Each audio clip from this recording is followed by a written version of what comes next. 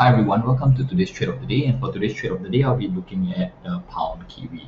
So why I'm choosing the pound kiwi is because this week's best performing pair has been the pound, and the worst performing pair has been the kiwi. So I'm playing them off against one the other. And for today, I'm just going to try to look at the longer term picture. And then once I find the direction of bias on the longer term, I shall not waste time and look for intraday plays. All right, so what we have here is actually the pound kiwi actually going sideways before breaking up and coming back, and then we see a small reaction. Now this reaction, some of you may wonder why this reaction happened here. There are two reasons.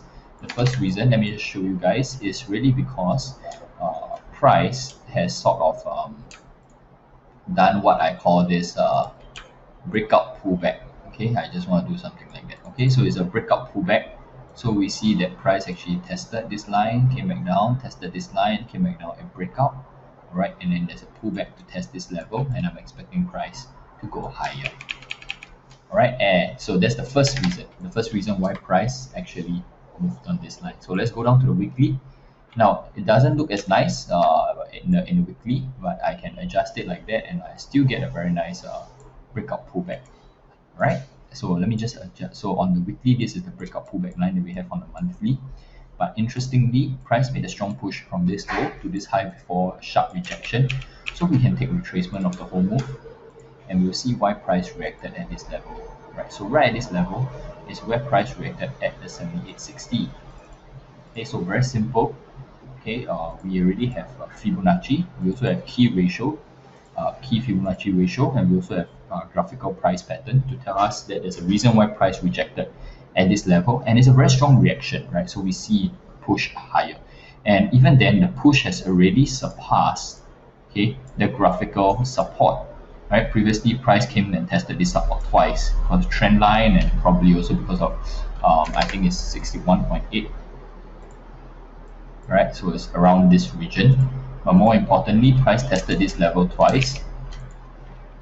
Okay, this support twice, and then it went up and broke below, and now it also surpassed it again. So it's not a very strong level. All right. What I expect price to do is actually to make a bigger push, and long term, at least a bigger push up to this swing high. Okay, so it's something like that. This is something that I expect on the long term. So very quickly, let's just go down to the shorter term, okay, on the 4 hours. All right. So we know that price already reacted at this level, and we want to see how far price can go. We have the super long-term target over here. So that's a very, very long-term target. About another 1,490 pips. Okay, but let's not worry about that. Okay, now the first level that I see in terms of okay, for that, let's just go back to the weekly for now. Hang on, just want to show you guys, I forgot to show you guys that so price actually made a high here and push, right? This is the last movement down. So what we can do is actually take a retracement of this whole move. Okay, you take a retracement of this whole move. Okay, and we see this graphical level is actually quite close to a 78 again, but I just want to look at all the other Fibonacci levels. Okay, so 23.6 is here. The next level really will be 38.2, but I prefer to look at the 50%. Okay, why the 50% is because there is a clearer graphical level, right? Price tested here, price tested here, price tested here, rejected, broke above, came back down, and there's a supply and demand candle here. Okay, so I want to highlight this 50%. Okay, so with that, let's just go down to 4 hours. So we have our 4-hour target, we have our super long-term target. Okay, now we can expect price to push up there, but the last movement here, really, right? There's a strong push here, and price made a double bottom, broke the neckline. You can see it broke the neckline. Okay, and let's do the retracement of the low to the high and open all Fibonacci ratios. Okay, so we have two intermediate targets here. Okay, one is the 27.20 and one is the 61.8. Okay, I prefer to look at the 61.8 because if you were to draw a line and look to the left, okay, it's a very nice level of support turn resistance, all right, and it will not be tested until price comes back here again. Okay, so there is an intermediate target here at 61.8, so I'm just going to keep it there. And of course, we see that there is a small little overlap here at a 23.6.